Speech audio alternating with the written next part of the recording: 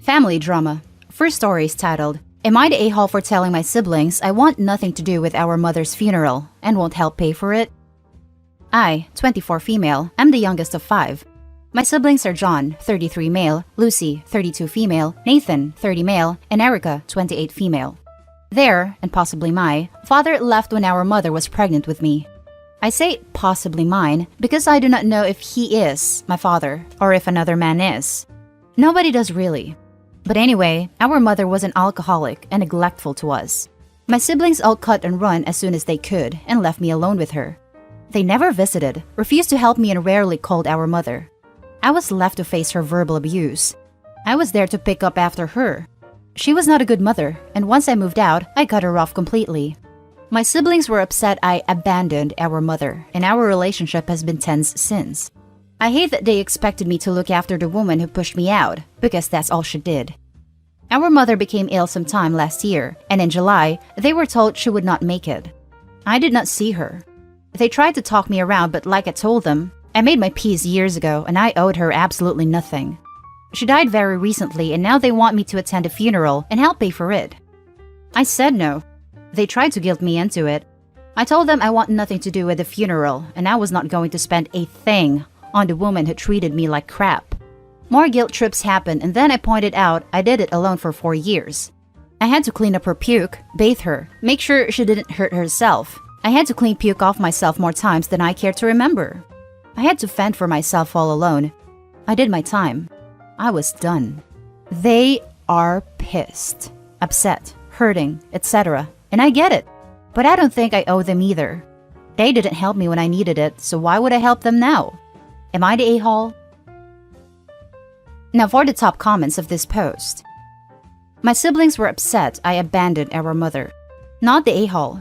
You didn't abandon her. You moved out as soon as you could, which is exactly what your siblings did.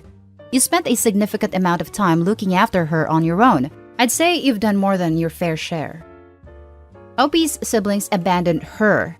And this twisted narrative that she left her mom is probably just so they don't have to face that they left their small sister alone with their alcohol-sick parent.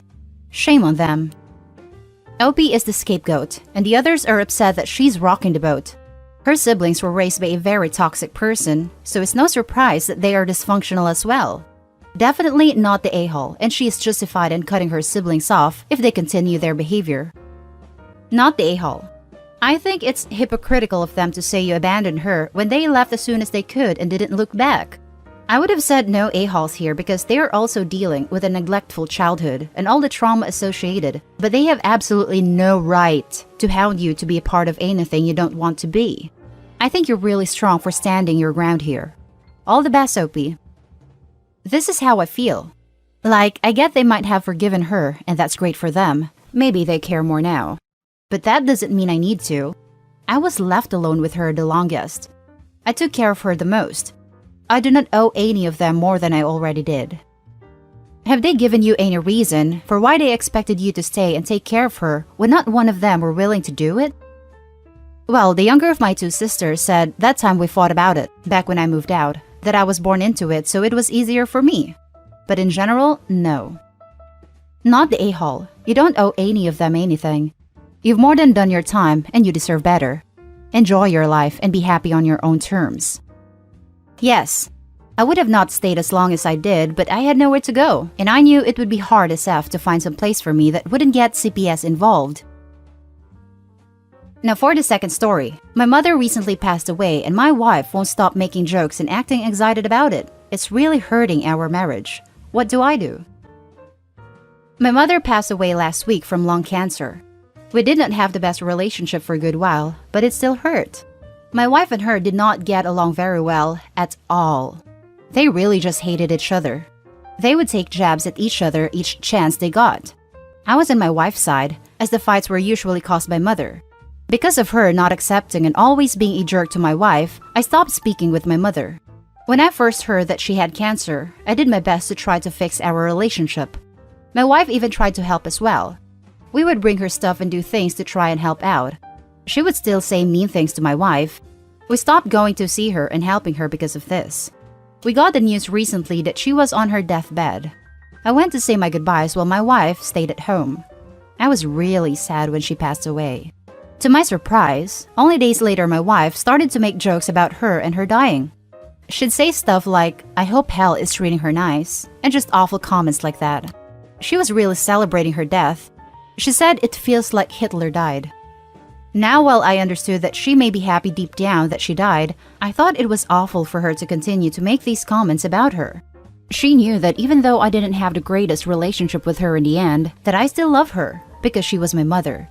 After she made another comment, I asked her kindly to stop. I told her that these comments are hurtful towards me. She asked me if I was serious. I told her that I was. She laughed and didn't say anything else. I thought she was done. Nope. A few days later, I heard her make another comment about her. I broke at this point and yelled and cussed at her and told her to shut the F up. She looked at me like I was crazy. She said, "You cannot be serious right now. Why don't you go ahead and visit your mother in hell?" She started yelling at me more and explained how I should be happy too, and that since I'm not, it must mean I'm on my dead mother's side. I walked away in silence. I didn't know what to say. Now I will admit that my mother did treat my wife awful. I will never really forgive her for doing that, nor will I ever view her the same way. But I think it is unacceptable for my wife to talk about her this way after she's dead. It's gave me no time to grieve at all. I don't know what to do at this point. Should I try to sit down and talk to her? Do I need to apologize about anything? I don't want to let this ruin our marriage, but at this point, I don't know what to do. Now let's read the top comments. Counseling. Now. Either you should have paid more attention to the reasons your mom never liked your wife, or your mom's behavior did even more damage than you realize and your wife needs to find a better way of working through that. Regardless, if she's dug in on insisting that you be happy, instead of recognizing that things are complicated and prepared to treat you like the enemy if you're not in full agreement with her, that's not sustainable, and you need a neutral party to mediate. And if your wife won't go, then find a grief counselor so you can work through your mom's death with someone who will be sympathetic while you sort out where to go from here. Agreed, though my vote will be couples counseling, plus grief counseling for the OP. Individual counseling/therapy is for people who think they need/want it, and the wife doesn't think she needs/wants it. But they're talking across each other and she's not hearing the OP, so couples counseling is in order. Grief counseling could also help the OP to process his complex feelings around his mother. You could tell her that you understand your mother was awful to her, but the comments need to stop, as she has passed now, and there is no need for them at this point, and it hurts you because she was your mother.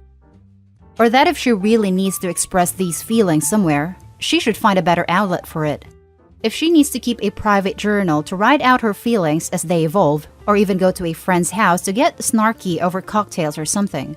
As long as she knows her grief over how she was treated has no reason to overlap her husband's grief for his mother. They are both entitled to their feelings, but there's a time and place and an audience that must be kept in mind.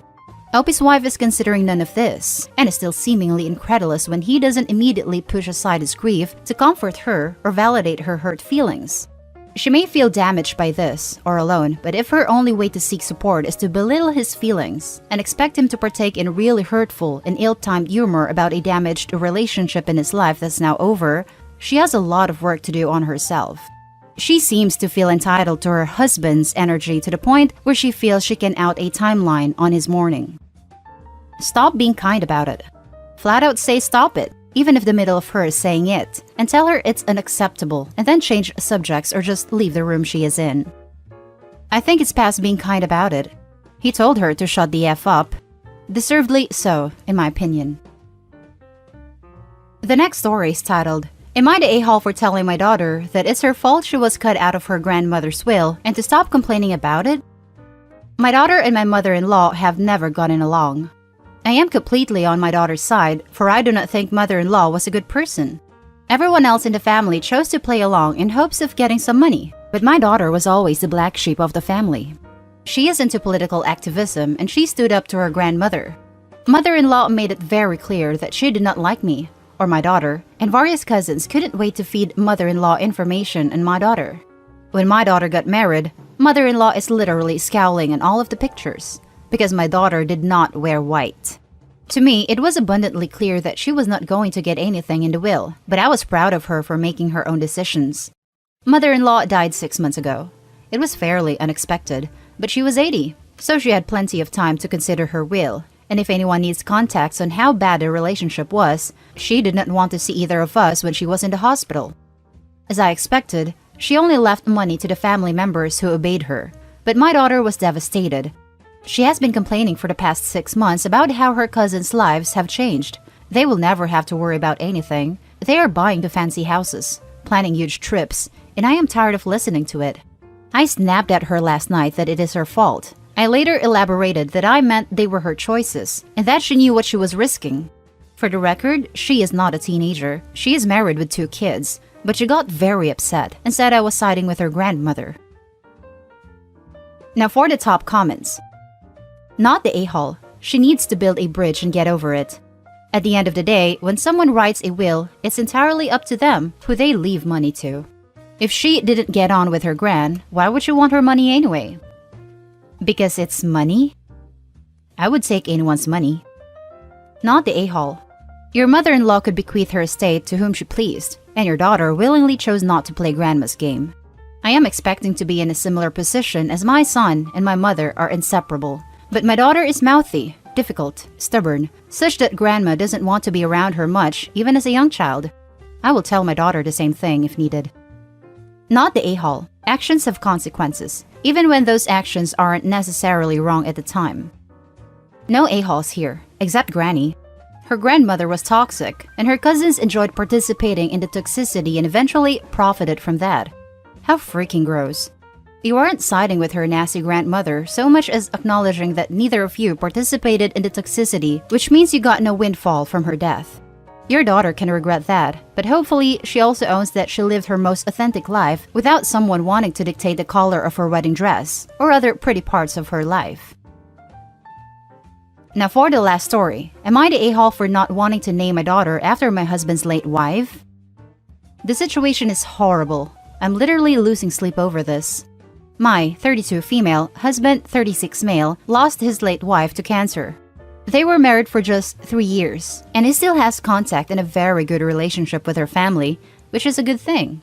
I met him in about a year after his wife's death. We dated casually for a few months till he told me about his feelings and wanting to be in a serious relationship with me. We've married for 6 months now. I'm 18 weeks pregnant with a baby girl. My husband decided to name our daughter after his late wife, right after we got back from ultrasound appointment with the doctor. We started discussing this. It was not okay for him to decide without even talking to me. I wanted us to start looking for trendy names, but he declined and insisted on going with his late wife's name. I was so mad, I couldn't even call mom to give her the happy news.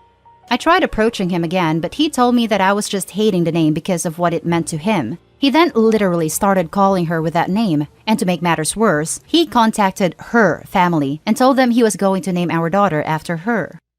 When he told me that, I was so upset I yelled at him for not even considering that I too get a say in this. But he doubled down, saying there wouldn't have been possible without him, so he has a right to name our baby after his late wife and wouldn't accept any other name. I'm stressing out, and I feel awful. Not to mention he actually thinks that my feelings don't matter one bit, and his late wife's family are clearly more important. Silent treatment is his way of getting me to apologize, but I'm so hurt by this treatment, and I just can't have him go with that name. Am I the a-hole here? Now for the top comments. Not the a-hole.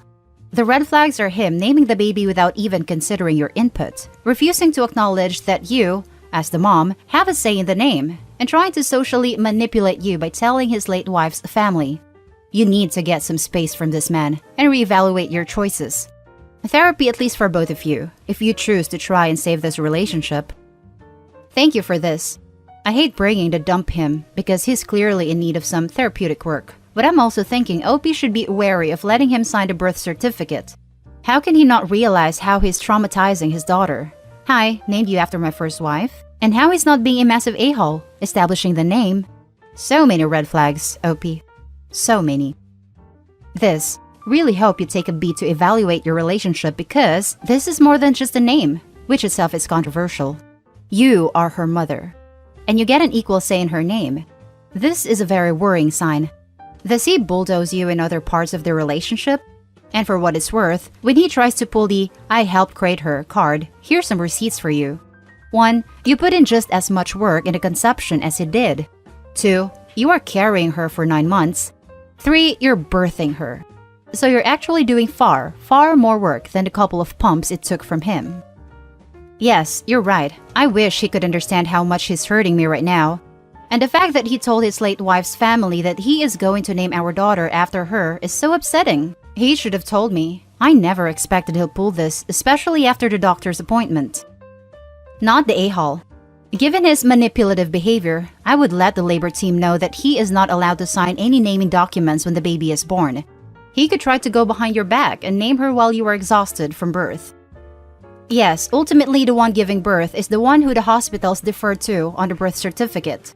If OP wants to stay with her husband and try to make this work, reminding him of the fact could potentially shake some sense into him and at least open the door to having a real conversation. Maybe.